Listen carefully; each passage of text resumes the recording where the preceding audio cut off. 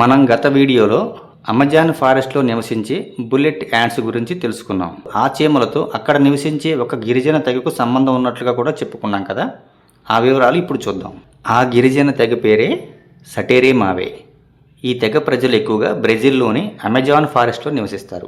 ఈ దీక్ష తీసుకునే యువకులు తమ పౌరుషాన్ని, నాయకత్వ సంసిద్ధతను నిరూపించుకోవడానికి ఈ కఠినమైన పరీక్షను ఎదుర్కొంటారు. వీరిలో సుమారు 12 సంవత్సరాల వయసు గల యువకులు విషపూరితమైన బుల్లెట్ చీమలతో నిండిన చేతి తొడుగులను 10 నిమిషాల పాటు ధరిస్తారు. దృఢత్వాన్ని మరియు యోధుడు అనే హోదాను పొందడానికి ఈ బాధాకరమైన కార్యక్రమాన్ని వాళ్ళు నిర్వహిస్తారు. ఇక్కడ ఒక ఇంట్రెస్టింగ్ విషయం ఏమిటంటే, ఈ బాధాకరమైన బహుళ దశల కార్యక్రమాన్ని 20 సార్లు నిర్వహిస్తారు.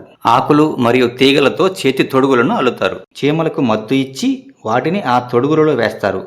అవి మేల్కొన్న తర్వాత దీక్ష తీసుకునే వ్యక్తి వాటిని ధరించి నృత్యం చేయవలసి ఉంటుంది. ఈ కార్యక్రమంలో అతను ఎలాంటి బాధను వ్యక్తపరచకూడదు. ఇక్కడ ట్విస్ట్ ఏంటంటే, చీమలకి మత్తు ఇవ్వడం అనేది. ఈ మత్తు వీడిన తర్వాత ఆ చీమలు హైపర్ యాక్టివ్గా ఉండి కుట్టవలసిన దానికంటే కూడా ఎక్కువగా కుడతాయట, అంటే విచక్షణారహితంగా కుడతాయట. కానీ ఈ తెగల ప్రజలు ఈ కార్యక్రమాన్ని వారి ఓర్పుకు, ధైర్యానికి ఒక అగ్ని పరీక్షగా భావిస్తారు. ఎందువలనంటే వారి జీవనం అడవిలో నిత్యం పోరాడవలసి ఉంటుంది.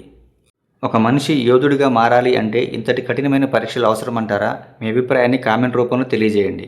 ఇలాంటి ఇంట్రెస్టింగ్ ఫ్యాక్ట్ కోసం ఈ వీడియోను లైక్ చేసి మన ఛానల్ని ఫాలో చేయండి.